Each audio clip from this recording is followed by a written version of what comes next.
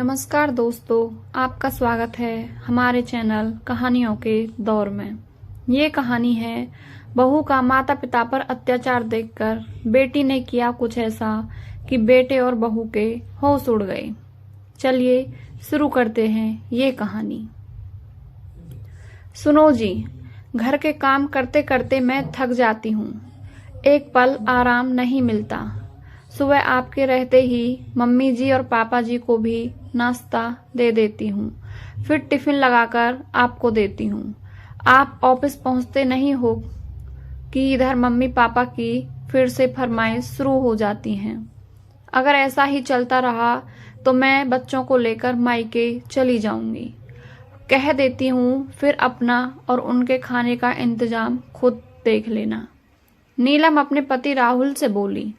राहुल बोला, ऐसा क्या हो गया कि मैं दफ्तर से आया नहीं कि तुम अपनी शिकायतों का टोकरा खोलकर बैठ गईं, और काम अगर ज्यादा हो गया है तो एक और काम वाली लगा लो, ज्यादा से ज्यादा 3,000 4,000 लेगी। नीलम बोली, फिर घर का खर्चा नहीं बढ़ेगा? राहुल बोला, तुम अपने फिजूल खर्चे कम कर लेना, पर मुझे यह परेशानी मत बताया करो। अगर उनके लिए कोई दूसरा इंतजाम होता तो मैं तुम्हारे कहने से पहले ही कर देता। मुझे भी कोई शौक नहीं है रोज के प्रवचन सुनने का, जिनका कोई फायदा न हो। इतना कहकर राहुल वहां से नहाने चला गया। राहुल के जाते ही नीलम की सास ममता जी आई और बोली, बहू, जब तुम इस घर में आई थी तो मैंने सोचा मेरा बेटा हमारे साथ उठता बैठता नहीं, तुम्हारे साथ रहकर शायद उसके मन में दया की भावना आ जाएगी, पर तुम तो उसे हमारे खिलाफ ही कर रही हो। आखिर इस घर में मैंने तुम्हें क्या कमी होने दी है? कल तक यह घर और बेटा मेरा था। मैं इस घर की महारानी से कम नहीं थी, पर सब कुछ मैंने तुम्हारे हाथों में सौंप दिया। तुमने ये कैसे सिला दिया? आखिर हम कौन सी फरमाइश तुमसे करते हैं? नीलम बोली। माँ जी, मेरा मुंह मत खुलवाओ। बोल तो आप ऐसे ही रही हो जैसे किसी राजमहल की महारानी थी। अरे ये घर, सामान और जिम्मेदारियों के बोझ के अलावा आपने मुझे दिया ही क्या है? और क्या मैं गलत कह रही हूँ? इनके ऑफिस जाते ही आप दोनों चाय की फरमाइश नहीं करते हो? दूध का भाव क्या हो गया है? ऊपर से काम वाली कहती है पगार बढ़ा दो। आपके बेटे ने पैसे छापने की मशीन नहीं खोल रखी। इतना कहते हुए वो अपने कमरे में चली गई। बहू की बातें सुनकर निराश ममता जी कमरे में वापस लौट आईं तो उनके पति मनोहर जी बोले, क्यों अपनी रोज रोज बेइज्जती करवाती हो? मान क्यों नहीं लेती कि जो घर और बेटा पहले तुम्हारा था अब किसी और का हो चुका है। कल तक तुम इस घर की भले ही महारानी होंगी, पर आज छोड़ो, वह सब कहने में मेरे जीव साथ नहीं देती। हमारी औकात इस घर में क्या है ये तुम भी अच्छे से जानती हो। चुपचाप राम का नाम लो और विनती करो उनसे कि अब हमें इस संसार से मुक्त करें। ममता जी और मनोहर जी चुपचाप अपनी हालत पर आंसू बहा रहे थे। अगले दिन राहुल किसी काम से शहर से बाहर गया था। बच्चों ने पिज्जा खाने की फरमाइश की तो नीलम ने अपने बच्चों के लिए पिज्जा मंगवा लिया। सास ससुर के लिए उसने खिचड़ी बनाई और कमरे में दे आई। ममता जी खिचड़ी को देखकर बोली, बहू, खिचड़ी कल शाम ही खाई थी। नीलम मुंह बनाते हुए बोली, मम्मी जी, गर्मी इतनी हो रही है कि रसोई में मेरे जाने का मन नहीं कर रहा। आज इसी से काम चला लीजिए। मैं बच्चों के साथ कमरे में आराम करूंगी, तो मुझे परेशान मत करना। इतना कहकर अपने कमरे में आराम करने चली गई। पिज्जा खाकर बच्चे खुश हो गए और वीडियो गेम खेलने लगे।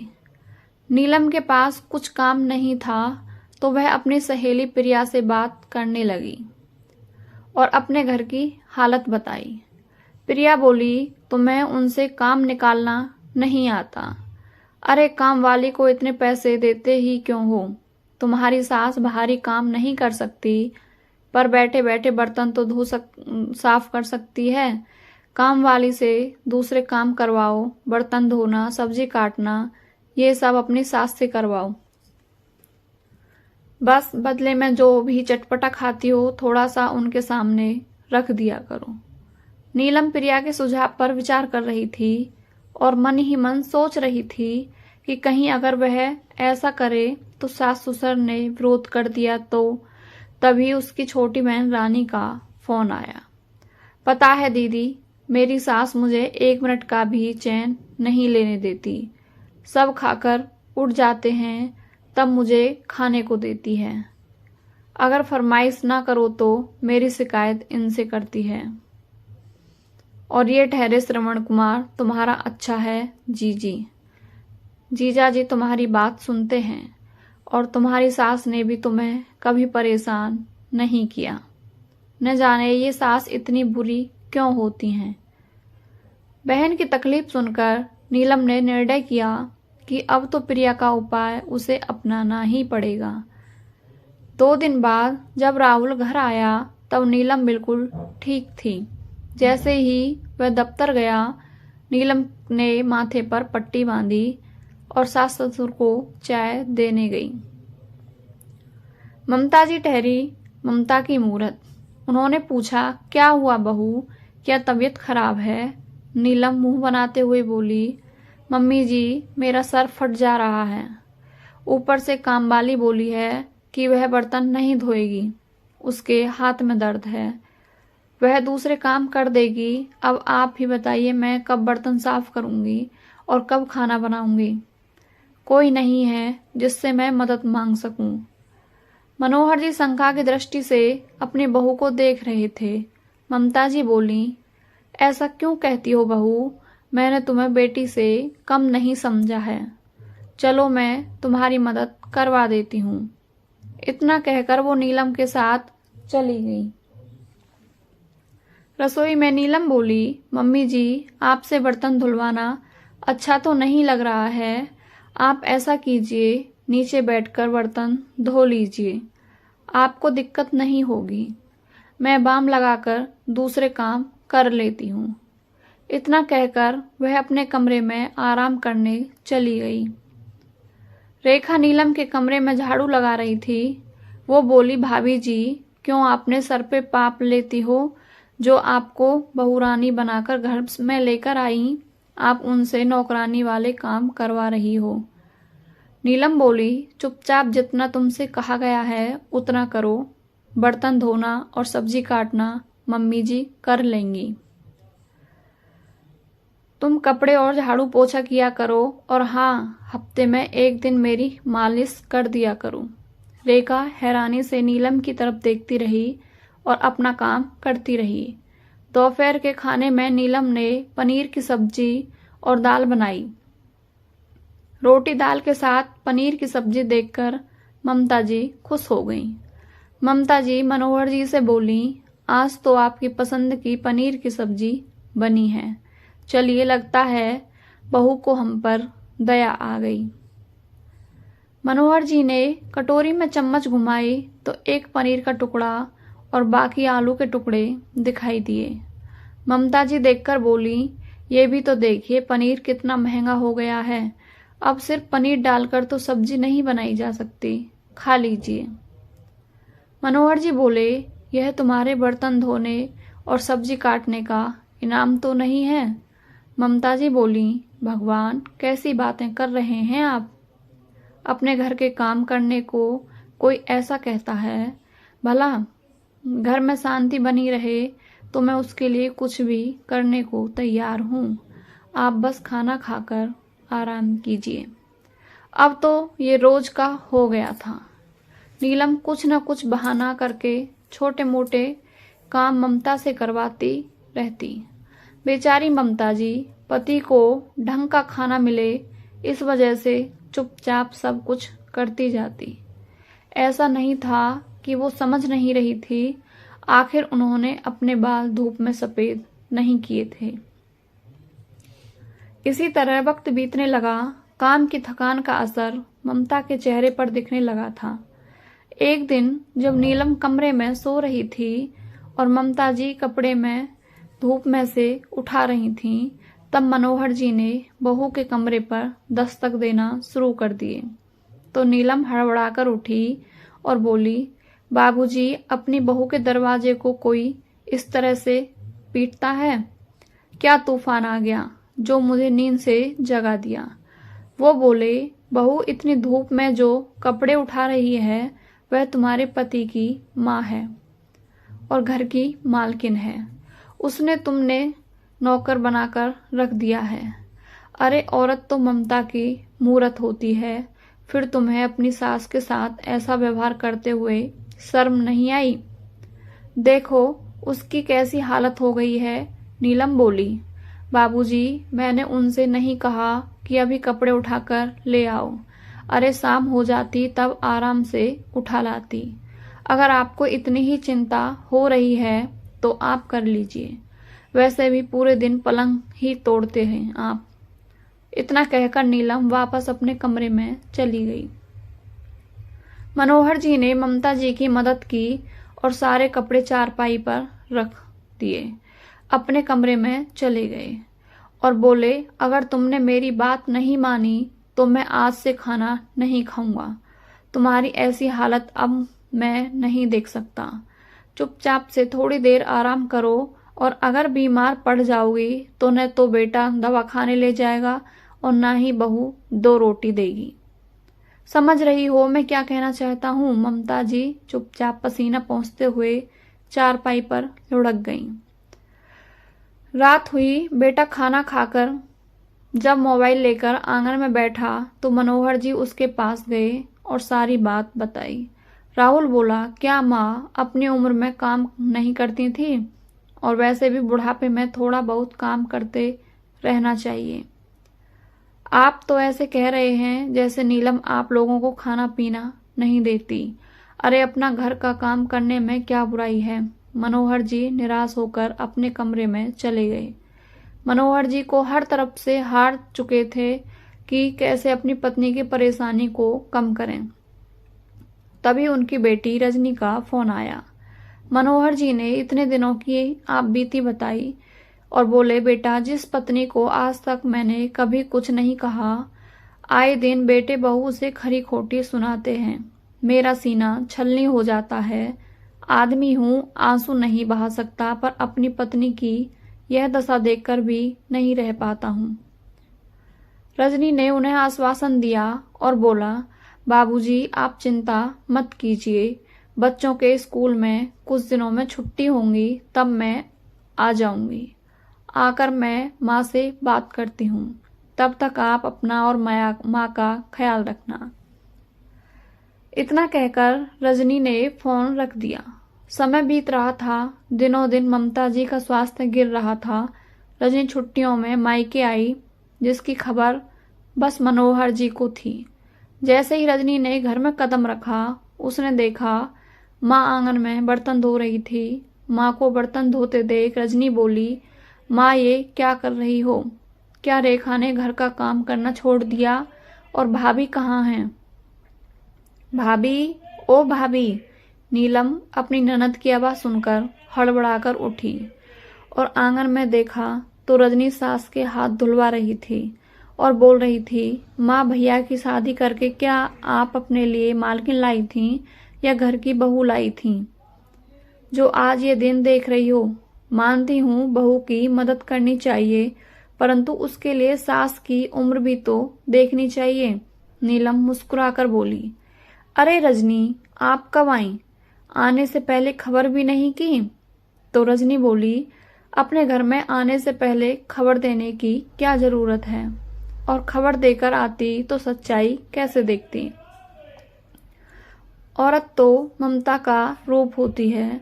आप मेरी माँ से ये सब करवा रहे हुए और रेखा तुम क्या कर रही थी?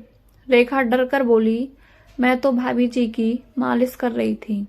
रजनी बोली, वाह, जिसका घर है वो बर्तन धो रही है और बहू मालिश करवा रही है।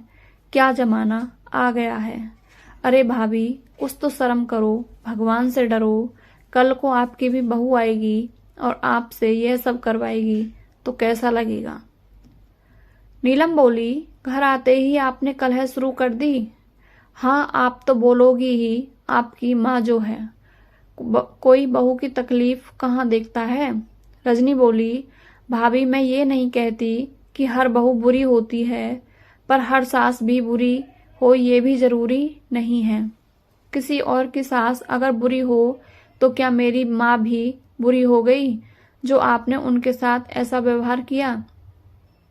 इतना कहकर रजनी ममता जी को कमरे में ले गई। बेटी को लाड़ करते हुए ममता जी बोली, तुमने आने की खबर भी नहीं दी और ये क्या अकेली आ गई, दामाद जी और बच्चे को नहीं लाई। रजनी बोली, माँ अगर मैं तुम्हारे दामाद और बच्चों को लेकर आती तो वो तुम्हारी ये हालत देखकर क्या सोचते। माँ बहू की माँ बनना अच्छी बात है, परंतु बहू को अपनी मालकिन तो मत बनाओ। बाबूजी एक बात बताओ, इस सब के दोषी भैया भाभी के साथ आप और माँ भी हैं। इधर नीलम ने फटाफट राहुल को फोन किया। राहुल दफ्तर से जल्दी लौटकर आया। नीलम सबके लिए चाय बनाकर लेकर आई तो राहुल बोला, मैंने सुना घर में आते ही तुमने सबकी क्लास ले ली। रजनी बोली, अच्छा, और आपको दफ्तर तक खबर पहुंच गई। फिर तो माँ की जो हालत है वह भी खबर आपको होगी ही, या फिर आप भी माँ की परेशानियों से अनजान हो। राहुल बोला, तुम कहना क्या चाहती हो। रजनी ने पूरी बात बताई। राहुल बोला, घर के कामों में अगर माँ अपनी बहू की मदद कर देती है तो तुम्हें क्या तकलीफ है। माँ बेटी की मदद करे तो मदद और बहू की मदद करे तो गुलामी। रजनी बोली, मुझे शर्म आ रही है कि जब आप अपनी माँ की तकलीफ नहीं समझ पा रहे हैं तो आपकी पत्नी कैसे समझेगी। बाबूजी भूल गए, यह घर यह परिवार आपने अपने दम पर खड़ा किया था, फिर आप अपने बेटे बहू की गुलामी कैसे कर सकते हैं। मेरी सास भी मेरे साथ रहती है, पर मेरी हिम्मत नहीं होती कि मैं उनसे कुछ कह सकूं, क्योंकि मैं जानती हूं आज के बुजुर्ग भी अपने अधिकारों के प्रति सजग हैं। जब तक वह नहीं चाहेंगे अपनी संपत्ति का एक टुकड़ा भी अपने बच्चों को नहीं लेने देंगे। अगर मुझे मेरा अधिकार चाहिए तो मुझे जिम्मेदारी भी तो उठानी होगी, पर यहाँ तो जिम्मेदारी उठाई नहीं जा रही। रजनी, तुम हमारे घर की शांति भंग कर रही हो। अपने घर की बात अपने घर में रखो। राहुल एकदम से बोला, ये घर मेरा भी है और मेरे भी इस घर पर अधिकार है। रजनी ने कहा। नीलम बोली, तो अब असल बात जुबान पर आ गई कि आपको घर और संपत्ति से हिस्सा चाहिए। रजनी तमक कर बोली, मुझे भगवान का दिया सब कुछ है। मुझे मायके की संपत्ति और घर में हिस्सा नहीं चाहिए, लेकिन अगर मेरे माता पिता के साथ ऐसा व्यवहार रहा तो मैं शायद आपको पूरी संपत्ति लेने भी नहीं दूंगी। बेटी की बातों को सुनकर मनोहर जी को साहस आया और उन्होंने कहा, रजनी सही कह रही है। बहू, अब तुम हमारे बारे में इतना सोचती हो तो मैं सोचता हूँ अपनी सारी संपत्ति तुम्हारे नाम ही कर दूं। रजनी हैरान होकर मनोहर जी की ओर देखने लगी। नीलम बोली, बाबूजी आप ऐसा कैसे कर सकते हो। मनोहर जी बोले, हाँ बहू, क्यों कि तुम तो अपनी सास ससुर को नौकर समझती हो, फिर मैं क्यों तुम्हें अपनी संपत्ति दूं। तुम्हारा पति कमाता है और तुम तो कह रही थी कि तुम हमें पाल रही हो। ऐसा करो, अपने पति व बच्चों को लो और जाओ, दूसरे घर की रानी बनो। राहुल चुपचाप बैठा था। ममता जी बोली, बेटा तुम कुछ नहीं बोलोगे। राहुल बोला, मैं सास बहू के झगड़े में नहीं पड़ना चाहता, इसलिए आज तक मैं कभी भी दखल नहीं देता था। रजनी बोली, भैया अगर भाभी की बहन के सास बुरी है तो क्या हमारी माँ भी बुरी है। क्या आपने देखा कभी माँ को भाभी के साथ गलत व्यवहार करते हुए, फिर ये हमारी माँ के साथ ऐसा व्यवहार कैसे कर सकती है। 2-3 दिन तक घर में शांति छाई रही। रजनी अपने पिता से बोली, बाबूजी, मुझ पर मेरे सास ससुर और पूरे परिवार की जिम्मेदारी है। मैं उन्हें छोड़कर यहाँ तो नहीं रह सकती। अगर आप मेरे साथ चलना चाहें तो चल सकते हैं, वरना ऐसी भी आपकी स्थिति नहीं हुई कि अभी आप अपने घर के फैसले नहीं ले सकते हैं। और माँ बाप रिश्तों को बचाने के लिए इतना मत झुको कि वो आपकी कमजोरी बन जाएं। पिता को हौसला देकर बेटी अपनी जिम्मेदारियों को निभाने चली गई। 2 दिन बाद मनोहर जी ने सबको इकट्ठा बुलाया। राहुल की अकड़ भी अब कम नहीं हुई थी। मनोहर जी एक इज्जतदार आदमी, समाज में अपनी इज्जत कम न हो जाए, इसलिए उन्होंने एक फैसला लिया और बोले, यही पास में मैंने एक जमीन खरीदी थी, वह मैं तुम्हारे नाम कर रहा हूँ और तुम्हें 3 महीने का वक्त दे रहा हूँ। उस पर तुम अपने लिए घर बना लो और इस घर को खाली कर दो। मेरी पूरी संपत्ति का आधा हिस्सा मैं रजनी के नाम करूँगा और आधा हिस्सा तुम्हारे बच्चों के नाम कर दूंगा, और ये मेरी आखिरी फैसला है। इतना कहकर वो अपने कमरे में चले गए। बेटा बोला, माँ, ये सास बहू की लड़ाई में मुझे क्यों सजा मिल रही है? मैंने तो आपके साथ कभी बुरा नहीं किया। ममता जी बोली, बेटा, तुमने बुरा तो नहीं किया, पर कभी तुमने अच्छा भी नहीं किया। आज तक मैं रिश्तों को जोड़ने के लिए बस देती हूँ और झुक जाती हूँ, और तुम लोगों ने उसे मेरी कमजोरी समझ लिया। अब मैं तुम्हारी कोई मदद नहीं कर सकती, मुझे माफ करना। तभी रेखा बोली, माँ जी, मैं भी इनके साथ काम नहीं कर सकती। उनके साथ काम करके मैं भी कहीं न कहीं पाप की भागीदारी बनी गई हूँ। अब मैं आपके घर का सारा काम करूँगी। आप जो भी पगार देंगे मैं चुपचाप ले लूँगी। आखिर आपकी पगार से ही तो मैं बड़ी हुई हूँ। रेखा का सहारा लेते हुए ममता जी अपने कमरे में चली गईं। इंसान जितनी चाहे चालें चल ले, पर होता वही है जो वक्त को मजबूर होता है। आखिरकार 3 महीने बाद आधे अधूरे ही घर में राहुल और नीलम को शिफ्ट होना पड़ा।